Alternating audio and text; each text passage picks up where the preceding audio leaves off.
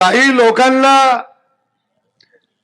सोनं खरेदी करू नका म्हटल्याबरोबर सोशल मीडियामध्ये टिंगल तवाळीला सुरुवात झाली।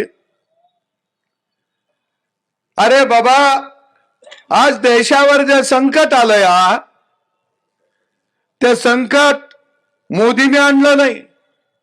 मला देशातल्या जनतेला सुरक्षित ठेवायचं आहे आणि हे ठेवायचं असेल तर फक्त 1 वर्ष सोनं खरेदी करू नका, मला देशाला वाचवायचंय, तुम्ही माझ्या साथीला या।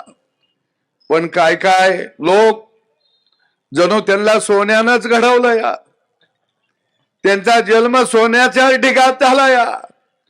ते म्हणले आता सोनं घेऊ नका, उद्या म्हणचेला खाऊ नका, परवा म्हणचेला कपडे घालू नका। अरे आम्ही असं म्हणलो नाही, पण तुम्हाला घालायची नसली तर घालू नका, आमचा त्याला दुमत नाही।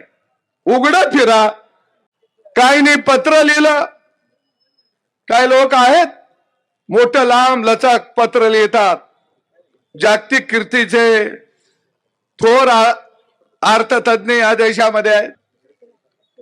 सोनं जर बघितलं तर 700 ते 900 टन सोनं आपण आयात करतोय आणि यावर आपला पैसा किती खर्च होतोय?